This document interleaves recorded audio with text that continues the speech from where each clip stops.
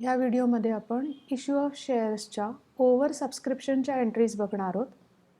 जेव्हा shares over subscribe होतात तेव्हा जे एक्स्ट्रा पैसे कलेक्ट केले जातात ते आयदर पूर्णपणे रिफंड केले जातात किंवा अलॉटमेंट मनीच्या अगेन्स्ट ते ॲडजस्ट केले जातात.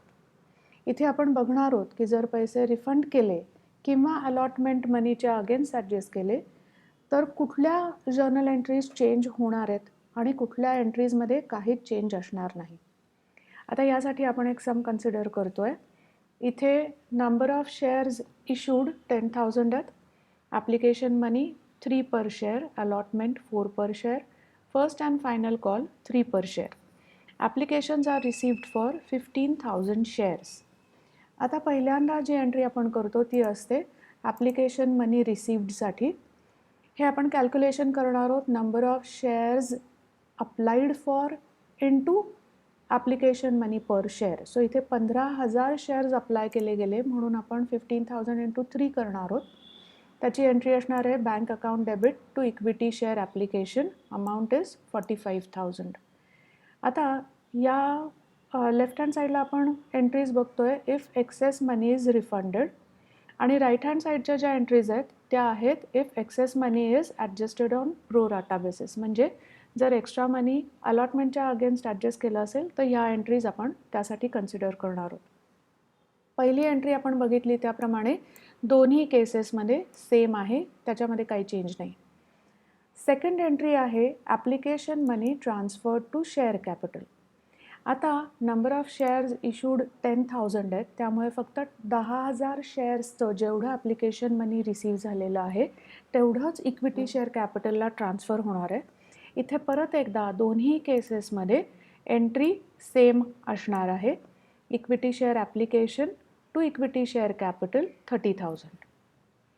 तिसरी एंट्री जी आपली असते ती असते ॲप्लिकेशन मनी रिफंडेड. म्हणजे जी एक्स्ट्रा ॲप्लिकेशन मनी आपल्याला मिळालेलं आहे 5,000 शेअर्सवर ते जर रिफंड केलं तर त्याची एंट्री असणार आहे equity share application account debit 15,000 to bank account 15,000.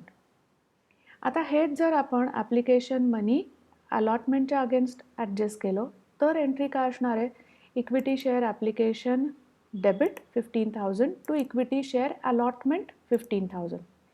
So इथे फक्त बँकच्या जागी आपण इक्विटी शेअर अलॉटमेंट लिहिणार आहोत, एवढाच या एंट्रीमध्ये तुम्हाला चेंज करायचं आहे. पुढची एंट्री बघूया. पुढच्या एंट्रीमध्ये जेव्हा अलॉटमेंट मनी ड्यू होतं तेव्हा कशी एंट्री पास करायची तर जितके नंबर ऑफ शेअर्स इशूड आहेत into per share allotment money आपण इथे कॅल्क्युलेशनसाठी वापरणार आहोत. आपली एंट्री असणार आहे equity share allotment to equity share capital 40,000. पुन्हा प्रो राटा अलॉटमेंटसाठी सुद्धा ही एंट्री सेम राहणार आहे, ह्याच्यामध्ये चेंज असणार नाही. पुढची एंट्री असणार आहे अलॉटमेंट मनी रिसिव्डसाठी. ही एंट्री मात्र चेंज होणार आहे. इथे जेव्हा आपण एक्सेस मनी रिफंड केलेलं असतं तेव्हा या अमाऊंटमध्ये चेंज होत नाही. म्हणजे जेवढं अलॉटमेंट मनी ड्यू आहे तेवढंच आपण रिसिव्ड म्हणून दाखवतो. एंट्री असणार आहे bank account debit to equity share allotment. इथे एंट्री तेच राहणार आहे bank account debit to equity share allotment, पण ही अमाऊंट मात्र चेंज होणार आहे. ही अमाऊंट आपण कशी कॅल्क्युलेट केली तर जेवढी अमाऊंट ड्यू होती 40,000 ही अलॉटमेंट मनी ड्यू होतं तुमचं, पण ऑलरेडी 15,000 जे एक्सेस मनी कलेक्ट केलेलं होतं ते आपण इक्विटी शेअर अलॉटमेंटच्या अगेन्स्ट ॲडजस्ट केलेलं आहे. त्यामुळे आता तुम्ही जे पैसे रिसीव्ह करणार आहात ते असणार आहेत 40,000 minus 15,000. Money due minus money already received and adjusted against allotment. So इथे तुमची एंट्री तीच राहते, फक्त अमाऊंट चेंज होते. इथे अलॉटमेंट मनी ड्यू आणि रिसिव्ड ही सेम दिसते.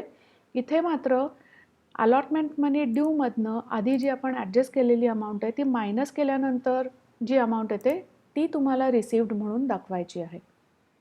हे झाल्यानंतर पुढच्या ज्या एंट्रीज आहेत for first and final call money due आणि first and final call money received, ह्या एंट्रीज पुन्हा दोन्ही केसेसमध्ये सेमच असणार आहेत.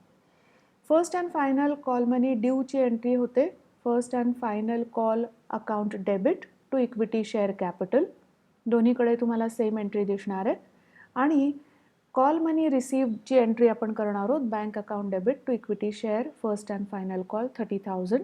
परत ही एंट्री तुम्हाला दोन्हीकडे सेम दिसते आहे. म्हणजेच जेव्हा एक्सेस मनी रिफंड केलं जातं तेव्हा तुम्हाला फक्त एक एंट्री इथे चेंज करायची असते, ती म्हणजे ॲप्लिकेशन मनी रिफंडची एंट्री जी आहे ती तुम्हाला चेंज करायची आहे.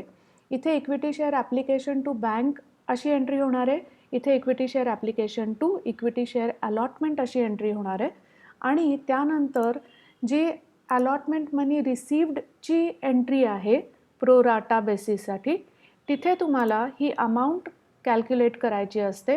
ती कशी करायची परत एकदा बघूया. अलॉटमेंट मनी ड्यू मायनस अलॉटमेंट मनी ऑलरेडी रिसीव्ड.